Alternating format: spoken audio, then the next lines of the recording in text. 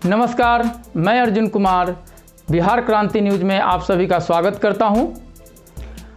आज हम बात करेंगे एनालिसिस पर परसा विधानसभा निर्वाचन क्षेत्र 121 पे।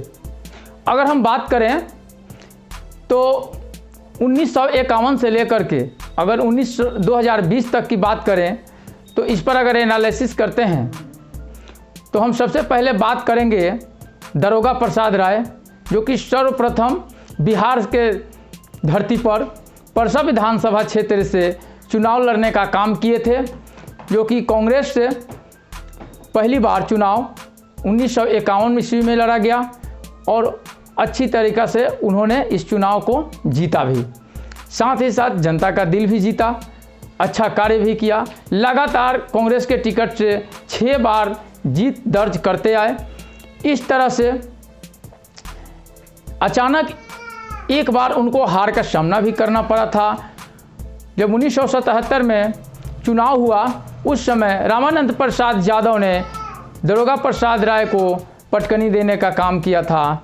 उसके बाद फिर दरोगा प्रसाद राय ने पीछे मुड़ करके नहीं देखा और अगली चुनाव 1980 में उन्होंने शानदार तरीके से जीत हासिल की और 1981 में उनका निधन हो गया। दुखद समाचार होने के बावजूद भी उनकी पत्नी पार्वती देवी, जो कि बाईपोल इलेक्शन के दौरान फिर सत्ता में आई और उन्होंने अपना कार्यकाल समाप्त करने के बाद अपने पुत्र चंद्रिका राय को सत्ता में आने का मौका दिया। और जब उनका दौर आया तो चंद्रिका कांग्रेस के टिकट से पहली बार चुनाव जीता और उसके बाद फिर राष्ट्रीय जनता दल के टिकट पर लगातार चुनाव जीतते आ रहे थे। उनका टक्कर छोटे लाल राय जदयू के विधायक से हुई। बड़ी 2005 की बात है, जब चंद्रिका राय चुनाव जीत करके परसा विधानसभा से और उनका सरकार नहीं बन पाया, जिसके वजह से अक्टूबर 2005 में रीचुनाव हुआ और उस दौरान उन्होंने चंद्रिका राय को हराने का काम किया और पहली बार छोटे लाल राय परसा विधानसभा क्षेत्र से जदयू के टिकट पर विधायक बने। उसके बाद फिर नेक्स्ट चुनाव में 5 साल के लिए फिर जो है सो कि जीत हासिल करने के बाद लगातार 10 साल विधायक रहे और उसके बाद फिर कमबैक करते हुए चंद्रिका राय परसा विधानसभा के धरती पे फिर से राजद के टिकट पे लगातार जीत हासिल करते आए हैं। अब चुनाव का परिस्थिति यहाँ बदला। अगर बात करें 1951 से लेकर के 2020 की, तो जिस तरह से चुनाव की परिस्थितियाँ बदलती गई, लगातार आरजेडी के टिकट से जीत हासिल करते हुए चंद्रिका राय परसा के धरती पे अपना दबदबा बनाए हुए हैं।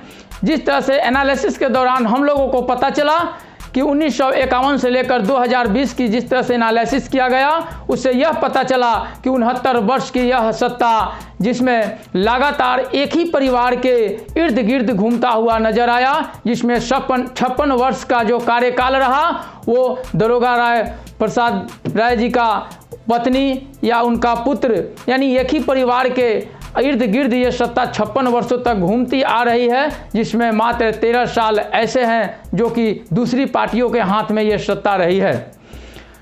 अब यहाँ गणितज्ञों की बात करें तो जिस तरह से 2020 के चुनाव में ये उलटफेर देखने को मिल रहा है कि चंद्रिका राय आरजेडी छोड़ करके जिस तरह से जदयू ज्वाइन किए हैं और यहाँ पर छोटे लाल राय जी का आरजेडी में जाना एक बहुत ही कांटे की टक्कर को यहाँ सामने दिखाता हुआ नज़र आ रहा है। जिस तरह से 2020 के चुनाव इतना आमने सामने की लड़ाई होने की उम्मीदें हैं, जिस तरह से आरजेडी के टिकट से लगातार जीतते आ रहे हैं चंद्रिका राय, क्या जदयू के टिकट से उसका दावेदारी पेश कर पाएंगे?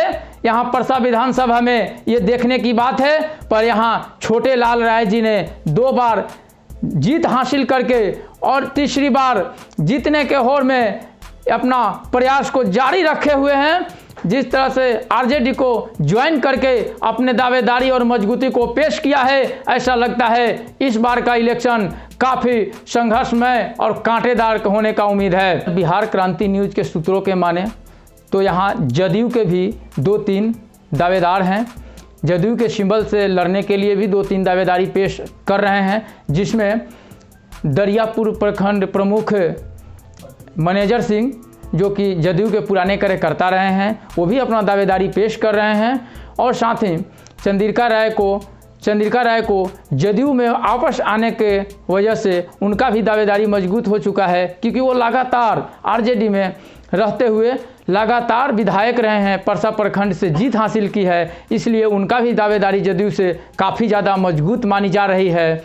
और इस बार देखते हैं, अगर वहीं आरजेडी की बात करें तो आरजेडी के तरफ से भी 2-3 दावेदारियां पेश हो रही हैं, जिसमें नाथा छपरा पंचायत के मुखिया समूह संघ के अध्यक्ष महेश राय हैं, वो भी अपना दावेदारी पेश कर रहे हैं। मगर यहाँ छोटे लाल राय को जिस तरह से आरजेडी में वापस आते देख करके इन सभी के आगे छोटे लाल राय भारी नज़र आ रहे हैं, और यहाँ उनकी दावेदारी काफ़ी भारी मानी जा रही है। मजबूती से परसा विधानसभा क्षेत्र में उन्होंने 2 बार जीत हासिल की है, जिसके वजह से उनका दावेदारी आरजेडी के तरफ से लगभग फिक्स लग रहा है। ऐसा लग रहा है जैसे कि इनकी दावेदारी बिल्कुल परफेक्ट है और इस बार इनको टिकट मिलने की पूरी चांस है।